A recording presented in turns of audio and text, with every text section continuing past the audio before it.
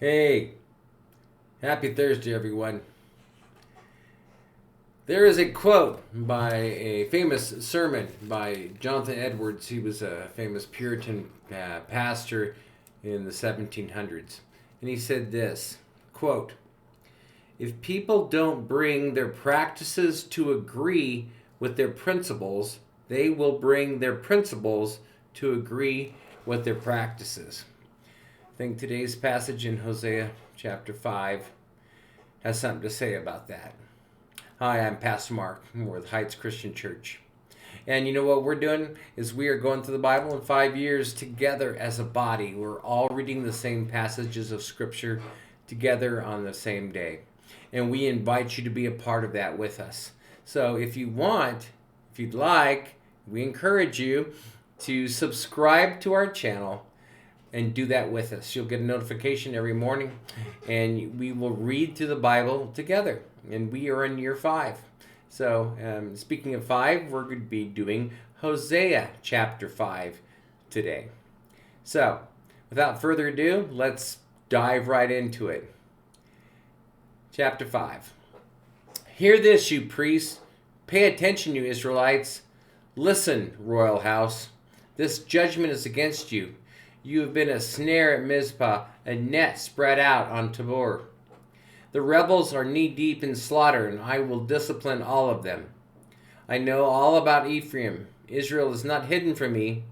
Ephraim, you have now turned to prostitution. Israel is corrupt. Their deeds do not permit them to return to their God. A spirit of prostitution is in their heart. They do not acknowledge the Lord. Israel's arrogance testifies against them. The Israelites, even Ephraim, stumble in their sin. Judah also stumbles with them. When they go with their flocks and herds to seek the Lord, they will not find him. He has withdrawn himself from them. They are unfaithful to the Lord. They give birth to illegitimate children. When they celebrate their new moon feast, he will devour their fields. Sound the trumpet in Gibeah, the horn in Ramah. Raise the battle cry in Beth-aven. Lead on, Benjamin. Ephraim will be laid waste on the day of reckoning. Among the tribes of Israel, I proclaim what is certain. Judah's leaders are like those who move boundary stones. I will pour out my wrath on them like a flood of water. Ephraim is oppressed, trampled in judgment, intent on pursuing idols.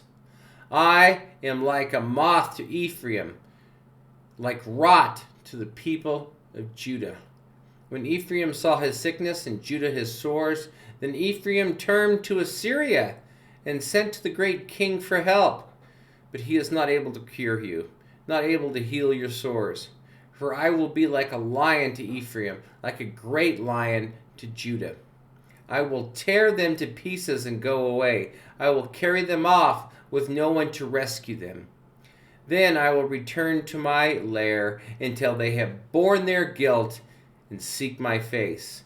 In their misery, they will earnestly seek me. Wow, scathing wrath from the prophet Hosea to both Israel and Judah. And one of the things that he is saying is here is the hypocrisy of both the northern tribes and the southern tribes, in Judah and Benjamin.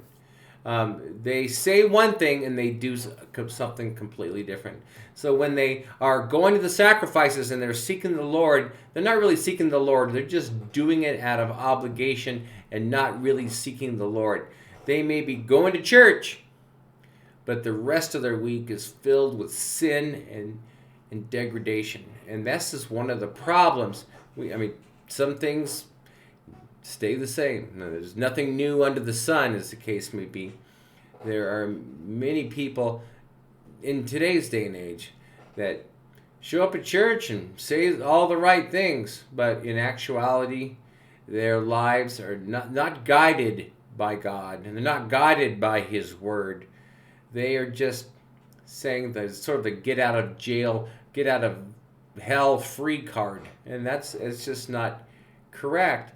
And so God is going to put stuff in their way. See, one of the things that Hosea says in his chapter 5 here is that instead of seeking God because of things that are going on, they're seeking help from another country, Assyria, who ultimately we know historically will come and invade the northern tribe of Israel and take them all away into captivity.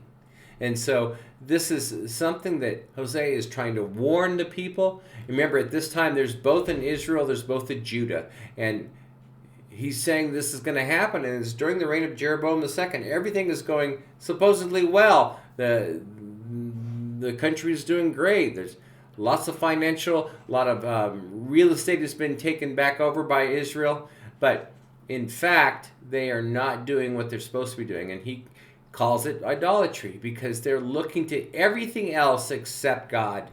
And they are prostituting themselves to other things rather than when they should be seeking God. And when they supposedly seek God, they're not really seeking God.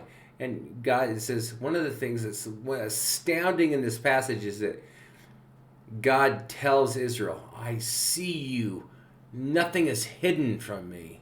And that's true today. Sometimes we act like God's not around. He's not watching. But he is. He's constantly watching. He goes to and fro the edges of the earth, looking for those that are faithful to him.